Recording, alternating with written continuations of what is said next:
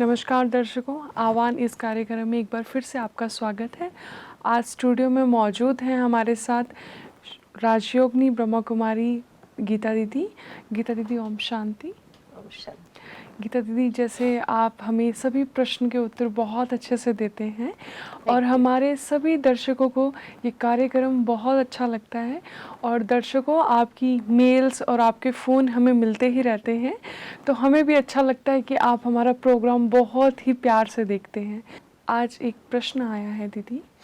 एक माँ है, इनका नाम है अनीता। ये लोगों के घर घर जाके काम करते हैं। ये बोल रही हैं कि कुछ दिनों से मेरी तबीयत ठीक नहीं है, जिसकी वजह से मैं काम पे नहीं जा पा रही हूँ। मैं लोगों के घर जाती हूँ, मैं बर्तन साफ़ करती हूँ, झाड़ू पोछा और लोगों का खाना बनाना। मेरी बेटी 9th स्टैंडर्ड में पढ़ रही है। मेरे जो साहब लोग हैं, उन्होंने मेरी बेटी से काम करवाया। मेरी बेटी स्कूल जाती थी, मुझे बोल के जाती थी कि माँ मैं स्कूल जा रही हूँ, पर वो उन लोगों के घर जाती थी और सारा काम करती थी, बर्तन साफ़ करती थी, खाना बनाती थी, झाड़ू पोछा करती थी।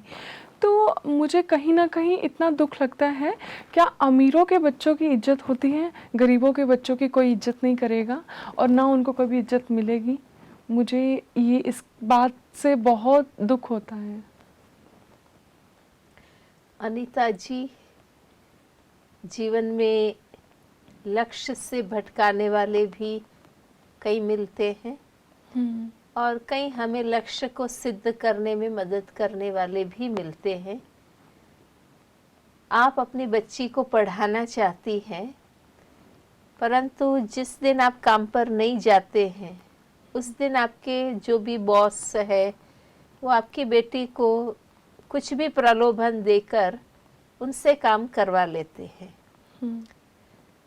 इसलिए आपका काम ये है कि बच्ची को अच्छी तरह आप मेंटली प्रिपेयर करो कि तुम्हारे लिए अभी पढ़ना बहुत ज़रूरी है। तुम पैसे के प्रलोभन में नहीं जाओ, कोई चीज़ों के प्रलोभन में नहीं जाओ, और उस प्रलोभन में आकर पढ़ाई छोड़ के तुम काम में लगती हो तो आगे चलकर मैं जो चाहती हूँ कि तुम अच्छी पढ़ो और ये काम करने से छूटो और कोई जीवन की अच्छी स्थिति तुम्हारी बने, वो कैसे होगी? तो आपको अपनी बच्ची को ही मजबूत करना होगा। बेशक हमें समाज के लिए, लोगों के लिए प्रश्न होता है कि भाई गरीबों के बच्चों की कोई वैल्यू नहीं। वो तो आज संसार में बहुत ऐसे मिलेंगे जिनको दूसरों के जीवन की कोई वैल्यू नहीं है, उनको तो अपने मतलब से ही है। वो तो हमारा किसी भी रीति से यूज करके अपना काम करवा लेंगे। अगर हम अपने जीवन के लक्ष्य के प्रति मजबूती से जागृत नहीं होंगे तो हमारा कोई भी कुछ भी उपयोग करेगा। तो समाज क्या है वो हम सब जानते हैं, पर दूसरों को दोषित करने के बजाय हमें अपनी बच्ची को ही अच्छी तरह तैयार करना चाहिए कि बेटी मैं तुमको पढ़ाना चाहती, आज मैं इतना नहीं पढ़ी तो देखो आज मुझे हर घर में जाके काम करना पड़ता है और काम करके कमाना पड़ता है। तुम अच्छी पढ़ेगी लिखेगी तो जीवन में कुछ अच्छी पोस्ट पोजीशन पर जाके अपना जीवन अच्छा जी सकेगी। इसलिए आप अपनी बच्ची को समझाइए और उनको अच्छी तरह तैयार करिए ताकि वो छोटे मोटे प्रलोभन में आकर पढ़ाई न छोड़ दे। पर दीदी, कई बार माना गया है कि जो गरीबों के जितने भी बच्चे होते हैं उनको अच्छी नज़र से कोई भी नहीं देखता है। वो सब बोलते हैं कि नहीं, ये लो कास्ट के हैं या लो सोसाइटी में रहने वाले हैं, इनकी तरफ, इनके साथ, उन गरीबों के बच्चों के साथ अमीरों के बच्चे खेलते भी नहीं हैं। तो कहीं ना कहीं ऐसा क्यों होता है दीदी? देखो, समाज में ये चीज़ तो बनी हुई है। अब पूरे समाज को तो बदलना हमारे हाथ की बात नहीं है ना। बहुत बहुत तो आप अपने साहब को कहेगी तो और ही वो आपसे नाराज हो जाएंगे। आज आपको काम मिल रहा है, आप कुछ कमा रही है, उसमें कहीं कोई मुसीबत आ जाएगी।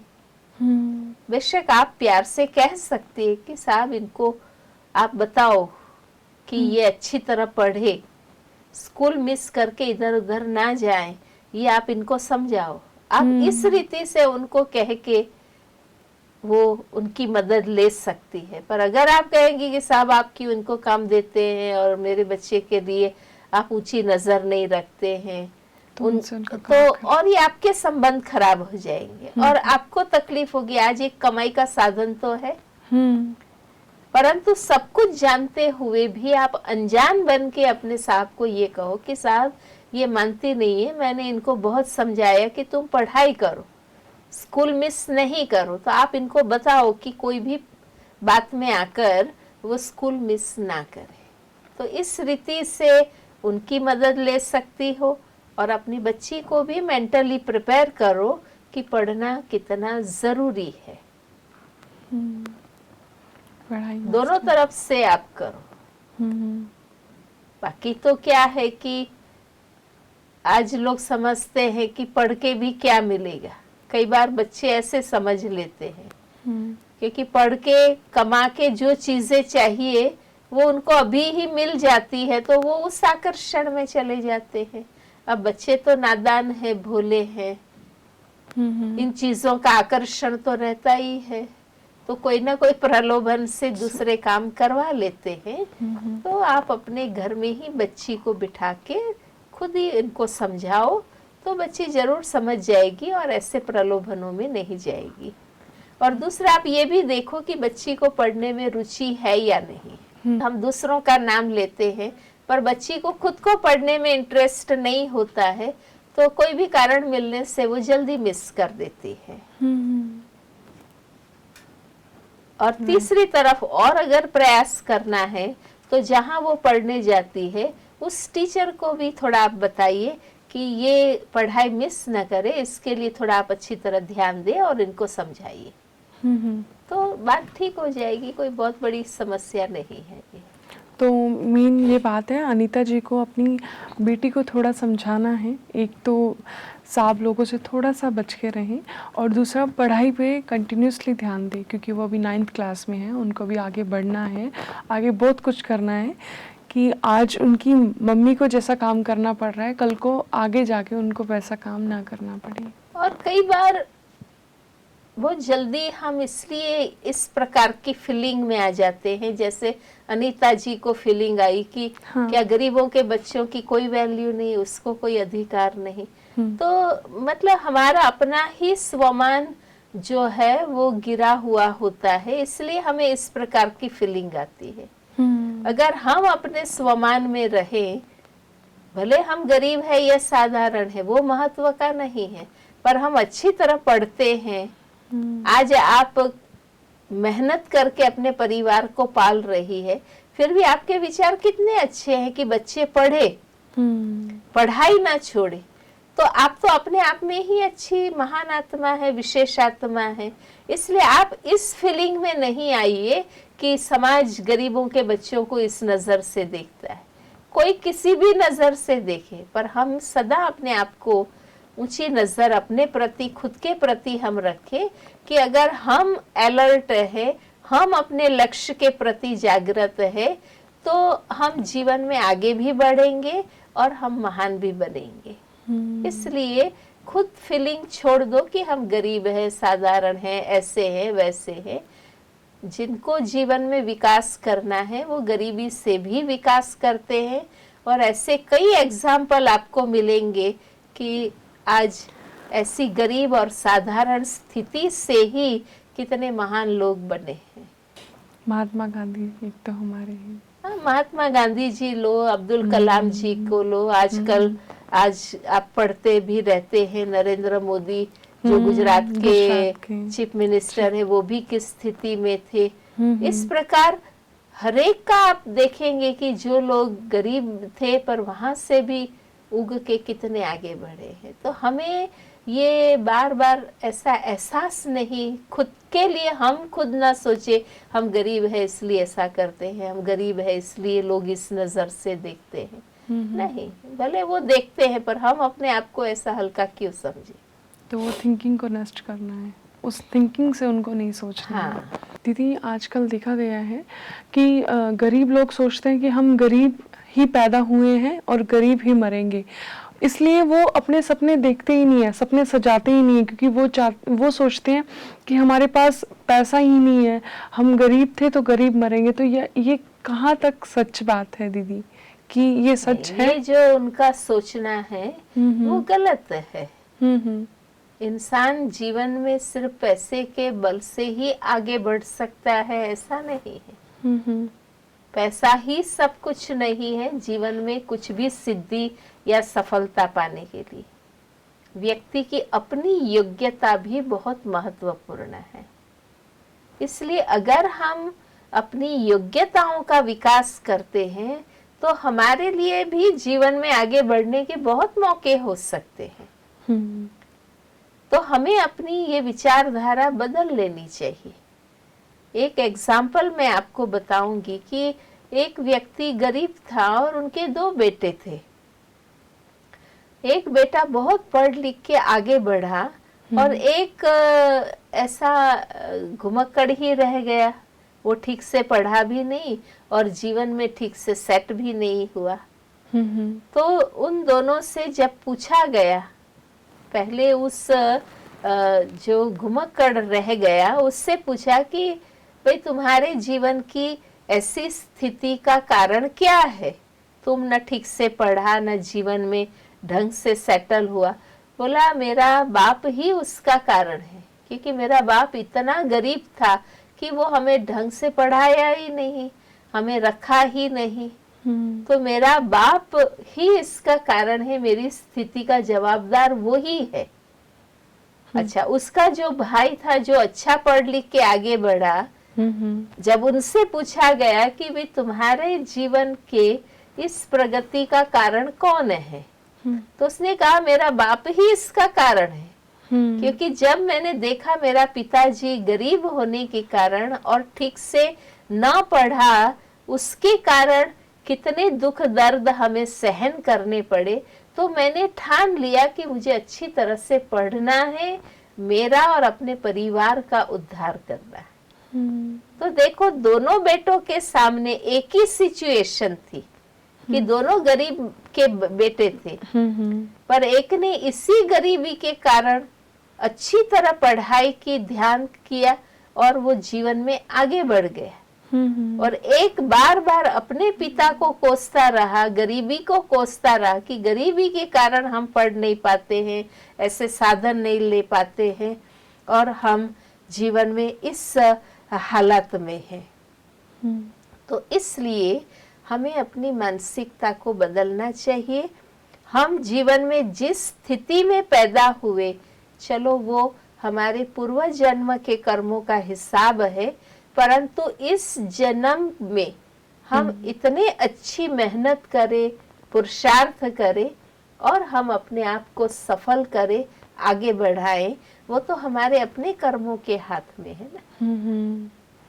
अगर किसी इंसान का जन्म गरीबी में हुआ है तो अगर वो मरता भी गरीबी में है तो उसकी गलती है। हाँ, वो उसकी गलती जरूर है। उसने अपने जीवन में खूब मेहनत नहीं की, ढंग से लक्ष्य नहीं रखा, कुछ अपना विकास नहीं किया, कोई योग्यताएं नहीं बढ़ाई और उसी हालत में वो मरा, तो ये जरूर हमारी अपनी भूल है। और दूसरी बात मैं ये कहूंगी कि कई बार समझो जीवन की हमारी ये स्थिति है गरीबी की, पर हम मन से भी गरीब हो जाते हैं। माना वो परिस्थिति का हमारे मन पर इतना प्रभाव आ जाता है कि हम मन से भी कमजोर हो जाते हैं कि हम तो कैसे परिवार में पैदा हुए हैं, हमारे घर में कुछ है ही नहीं, हमारे पास तो कोई साधन नहीं है, सुविधाएं नहीं है, हम क्या आगे बढ़ेंगे। माना हमने उस परिस्थिति को अपने ऊपर हावी कर दिया और मन से भी हम गरीब बन गए। ये मन की गरीबी सबसे खतरनाक। चलो ठीक है, परिस्थिति अनुकूल नहीं है, पर हम जीते जागते इंसान हैं, इतना अच्छा शरीर हमें मिला है, 2 हाथ है, 2 पाँव है, आँख कान नाक है, सोचने का दिमाग मिला है, हम अभी भी तो कुछ कर सकते हैं ना। जरूरी थोड़ी है कि माँ बाप के तरफ से पैसा मिले, वर्षे में प्रॉपर्टी मिले, तभी वेल हम टू डू परिवार मिले तो हम जीवन में आगे बढ़ सकते हैं, ऐसा थोड़ी। ये गलत है। तो हमें मन से गरीब कभी नहीं बनना चाहिए, हम्म और कोई भी परिस्थिति को अपने पर हावी नहीं होने देना है। ठीक है, परिस्थिति है, अब उससे मुझे कैसे ऊपर आना है, बस उसी पर मन को फोकस करना है।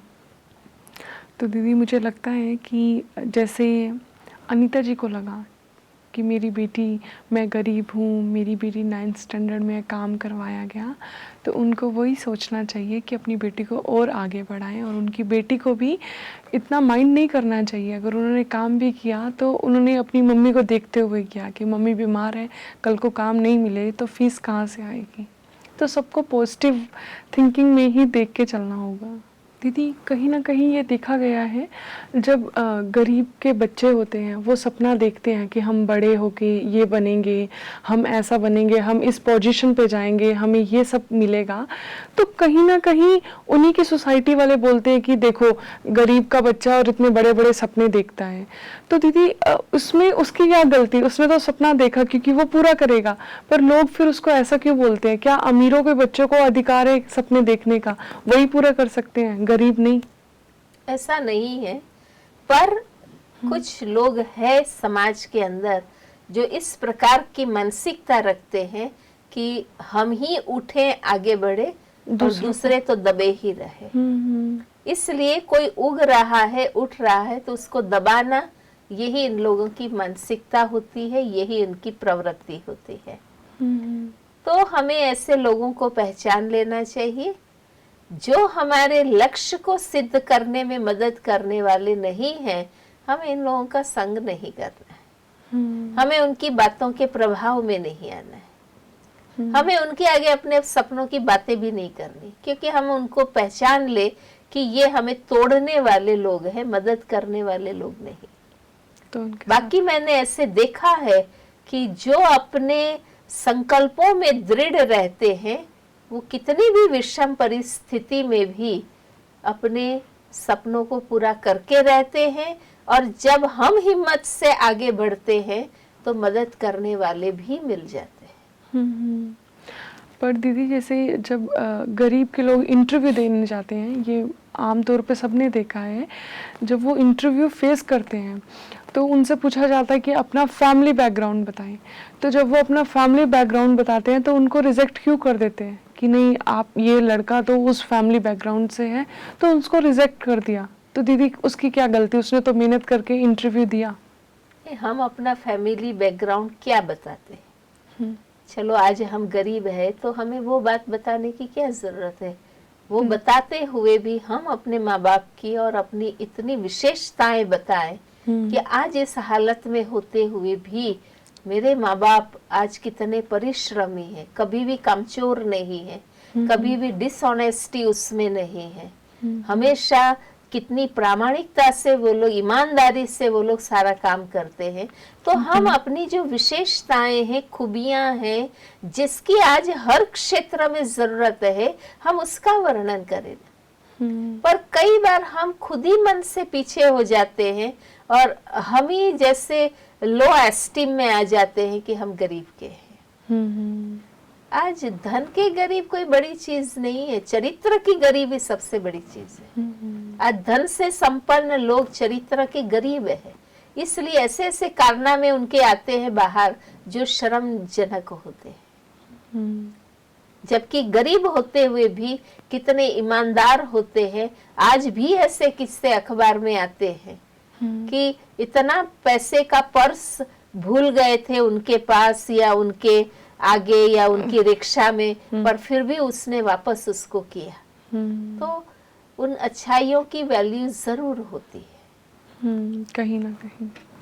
दीदी कई बार देखा गया है जो गरीब बच्चे होते हैं, जब वो उनके माँ बाप उनको अच्छे स्कूल में पढ़ाते हैं तो उस टाइम क्या करते हैं, बच्चे अपने दोस्तों को अपने माँ बाप से इंट्रोड्यूस नहीं करवाते हैं। उनको शर्म आती है कि हम इनको घर नहीं लेके जाएंगे, हमारे माँ बाप गरीब हैं, हमारा घर अच्छा नहीं है, हमारे पेरेंट्स को बात करनी नहीं आएगी, हम किस तरह से अपने फ्रेंड्स को अपने पेरेंट्स से मिलवाएंगे। तो उस टाइम क्या करना चाहिए दीदी? देखो, गरीबी के कारण हम पिछड़े हैं नहीं, हम पिछड़ते हैं अपनी कमजोरियों के कारण, अवगुणों के कारण, गंदी आदतों के कारण। हम गरीब है, चलो हमारे घर में इतने साधन ना हो, पर हमारा घर स्वच्छ हो, व्यवस्थित हो, जो जरूरी चीजें हैं चलो भाई ढंग से रखी हुई हो, तो हम किसी को भी घर में ले जा सकते हैं। आज मैंने पढ़ा कि वो वॉरेन बुफेट जो है दुनिया का सबसे बड़ा जो दानवीर है अभी और बहुत बड़ा उद्योगपति है, मैंने उसका पढ़ा कि इतना धनाढ्य होते हुए भी वो 3 बेडरूम वाले मकान में ही रहता है और वो रोज चल के ही जाता है, वो ड्राइवर भी नहीं रखता है गाड़ी में। माना पैसे होते हुए भी उसने 90% अपनी प्रॉपर्टी डोनेशन में दे दी है और वो अपना इतना सिंपल जीवन वो जीता है। तो धन होते हुए भी सादगी से जीने वाले लोग हैं। तो चीजों का अभाव, पैसों का अभाव वो कोई शर्मजनक स्थिति की बात नहीं है, परंतु हम फुअर्ड हैं, गंदे हैं, ढंग से रहते नहीं हैं, नहाते नहीं हैं, तब शर्म आती है। तो ये चीज हमें खुद भी सीखनी है, माँ बाप को भी सिखानी है। तो हम क्यों नहीं किसी को अपने घर ले जा सकते और क्यों नहीं अपने माँ बाप से हम मिलाएंगे। हमारे संस्कार अच्छे हों, आदतें अच्छी हों, चरित्र अच्छा हो, उसके गरीब हम ना।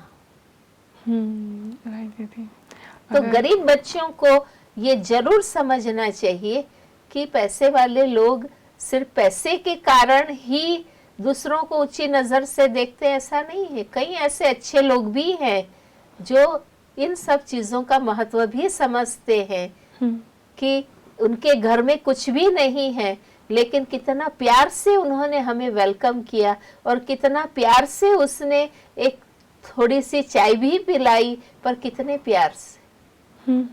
आज पैसे वाले के घर में साधन है, सुविधाएं हैं, पर कोई बोलने वाला भी नहीं, कोई वेलकम करने वाला भी नहीं होता है।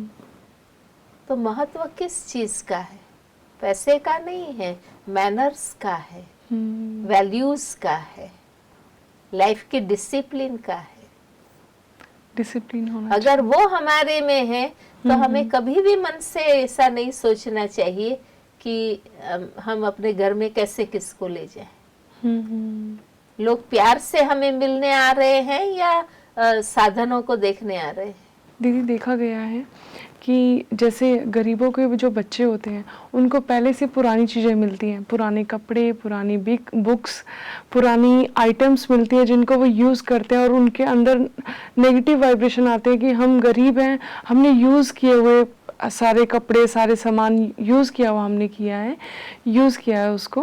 तो वो सोचते हैं, कहीं ना कहीं उनके माइंड में एक बात आ जाती है और बड़ों अमीर के बच्चे भी उनको बोलते हैं कि आपने तो हमारे कपड़े पहने हुए हैं, आपने हमारी यूज़ की हुई बुक्स यूज़ की हैं, तो आपका कुछ नहीं होगा। तो इसमें क्या करना चाहिए दीदी, उनको कैसे रोकना चाहिए? देखो, ऐसी हालातों से भी महान बने हुए लोग हैं। गांधी जी हमेशा कहते थे कि कपड़े जो है वो फटे ना हो और गंदे ना हो। भले आपके पास 2 ही पैर कपड़े हैं, रोज का रोज धो के आप पहनते हैं, इतने ही हैं, परंतु वो कहीं फटा ना हो। फटा हो उसको सिलाई कर लो, पर वो धुला हुआ, साफ सुथरा हो और सिला हुआ। अगर ये चीज हमारे में है तो हमें कभी कपड़े की गरीबी नहीं लगेगी। मैं अपने इस विश्वविद्यालय की बात करूं कि 70s में 1960 के आसपास इस विद्यालय जब सिंध हैदराबाद से भारत में शिफ्ट होकर आया तो कुछ गरीबी का पीरियड भी हमें फेस करना पड़ा। उस समय जो लोग समर्पित थे तो उनको कई ऐसे आए हुए कपड़े ही पहनने पड़ते थे, पर उनका अपना स्वमान इतना जगा हुआ था कि हम जो कार्य कर रहे हैं वो कार्य कितना श्रेष्ठ है, समाज के उपयोगी सेवा का कार्य हम कर रहे हैं। कपड़े हमारे कोई भी हों, स्वच्छ तो है, साफ तो है, व्यवस्थित तो है, पर हम जिस कार्य के लिए बैठे हैं और जो सेवा दे रहे हैं, ज्ञान दे रहे हैं, वो कितना ऊंचा और श्रेष्ठ है। तो कभी इन कपड़ों का उस बात में मन पर असर आया ही नहीं, तो आना भी नहीं चाहिए। तो आना नहीं चाहिए। अच्छे कपड़े होते हुए भी अगर आप गंदे हैं, ढंग से रहते नहीं हैं, तो वो शर्म का कारण। अगर आपके पास 2 ही जोड़ी कपड़े हैं पर रोज साफ करके व्यवस्थित रूप से आप पहनते हैं या कोई भी चीजें हैं उसका इस्तेमाल करते हैं, तो हम खुद उनके कॉन्शियस क्यों हो जाते हैं। तो ये एक हमें जीवन में देखना चाहिए कि हम हमेशा अपने आप को इस प्रकार की जो पोजेशंस है, मटेरियल चीजें जो हमारे पास होती है, हम उसी से अपने आप को आइडेंटिफाई करना चाहते हैं। माना ये चीजें अच्छी है, ज्यादा है, तो हम समझते हैं कि हम भरपूर है, हम कुछ है। और ये चीजें साधारण क्वालिटी की है, कम है, सिर्फ जरूरी है उतनी ही है, तो हम खुद ही फील करते हैं कि हम खाली हैं, हमारे पास कुछ है नहीं। तो जरूर दूसरे भी इस बात को ही देखेंगे। पर अगर हमें ये है कि भले ही इतनी चीज होते हुए भी हम पढ़ने में कुछ विशेषताओं में आगे हैं, तो हम दूसरों से भी आगे जा सकते हैं। तो यूज़ के आइटम्स जो भी यूज़ करते हैं, कपड़े हो गए, बुक्स हो गई, तो उसमें माइंड नहीं करना चाहिए, क्योंकि वो उसी से ही हम आगे बढ़ेंगे। कितनों के लिए हमने पढ़ा है कि ऐसी जो पुरानी चीजें बेचते हैं और ऐसा जो सामान होता है उसमें से कोई ऐसी बुक उनको मिल गई और वो पढ़ के जीवन में इतने आगे बढ़ गए। हमारे विद्यालय में ऐसे कई भाइयों के अनुभव मैंने सुने, तो जो उनको ऐसे पुरानी चीजों में से ही कोई किताब हाथ में लग गई और वे इस ईश्वरीय ज्ञान में आए और आज इनका जीवन इतना महान बन गया। तो चीजें महत्वपूर्ण नहीं है, उन चीजों को सही उपयोग कितना हम करते हैं, पढ़ते कैसे हैं, अटेंशन कितना देते हैं, वो महत्वपूर्ण है। कई बार माँ बाप पैसे वाले हैं, सारे पढ़ने लिखने की किताबें, साधन सब मिल जाते हैं, पर वो बच्चा खुद ही इतना सिंसियर नहीं होता है। टाइम पर मैंने देखा ना उसकी किताब उनको मिलेगी, ना उसकी नोटबुक उसको मिलेगी, कहीं पेन गुम हो गई है, क्योंकि खुद में क्वालिटीज नहीं। पेरेंट्स ने दी है सारी जो भी सुविधाएं दी हैं उसको, तो खुद में संभाल करने की शक्ति नहीं है, तो चीजें होते हुए भी टाइम पर मिलती नहीं है और अपने आप को एग्जाम के लिए तैयार नहीं कर पाते। इसलिए चीजें है नहीं है, कैसी है, ये महत्वपूर्ण नहीं है, पर हम कितने फोकस माइंड से पढ़ते हैं या अपने लक्ष्य को सिद्ध करने के लिए मेहनत करते हैं, वो महत्वपूर्ण है।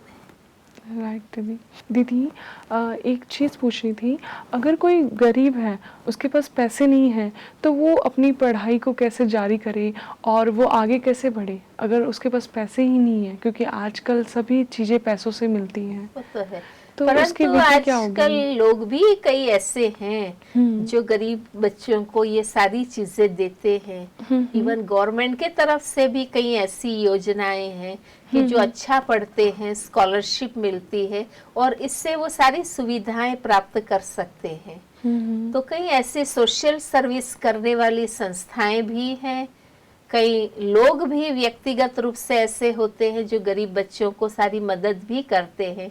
तो अगर हमारी लगन है पढ़ने के लिए, तो हम किसी की भी मदद के लिए मेहनत करेंगे और कोई ना कोई हमें ऐसा जरूर मिल जाएगा जो हमें मदद करेगा। तो कहीं ना कहीं से हाँ, उनकी हेल्प होती रहेगी। होती ही है। हम्म। सिर्फ हमें प्रयास करने होते हैं और किसी भी हालत में अपनी पढ़ने की लगन को कम नहीं करना है। तो मैंने देखा है कि कोई ना कोई साथी मदद करने वाले मिल ही जाते हैं। आज एक व्यक्ति को मान लो थिएटर में जाकर फिल्म देखना है, उनको फिल्म देखने की इच्छा है तो उनको समय भी मिल जाता है, पैसे भी मिल जाते हैं और साथ आने वाले भी मिल जाते हैं। हाँ। तो जब ऐसे एक नाचीज काम के लिए भी इंसान को जब खुद की इच्छा है तो उनको पैसे भी मिलते हैं, टाइम भी मिलते हैं और साथी भी मिलते हैं। तो ये तो एक अच्छा काम कि मुझे अच्छी तरह पढ़ना है या मुझे ये कार्य करके रहना ही है या मुझे ये खोज करना ही है। अगर ये लगन हमारी है तो अच्छे कार्य में बेशक विघ्न आते हैं, हमें मेहनत करनी पड़ती है, पर कोई ना कोई ऐसा जरूर मिल जाता है जो हमें हर प्रकार से मदद करता है। तो दीदी जी आपने बहुत खूब बताया। तो दोस्तों, जैसे दीदी ने बहुत अच्छी बातें बताई कि अगर हम गरीब पैदा होते हैं तो इसमें हमारी गलती नहीं है, अगर हम गरीब ही मरते हैं तो उसमें हमारी गलती है। और जो हम सोचते हैं कई बार मन में कि हम दूसरों की चीज़ यूज़ कर रहे हैं, तो उसमें कुछ ऐसा सोचना नहीं है, आप यूज़ करें और उससे आगे बढ़ें। और एक चीज़ कि हम सोचते हैं कि हम अपने दोस्तों को अपने पेरेंट्स से इंट्रोड्यूस नहीं करवाएंगे, उसमें बहुत शर्म आती है हमें, तो प्लीज़ ऐसा मत करें, अपने सभी दोस्तों से अपने पेरेंट्स को मिलवाएं और आगे बढ़ें। तो दीदी जी बहुत बहुत धन्यवाद, आपने अपना कीमती वक्त हमें दिया। तो दर्शकों, कल हम फिर आपसे इसी समय मिलेंगे, तब तक के लिए मुझे इजाज़त दीजिए। धन्यवाद।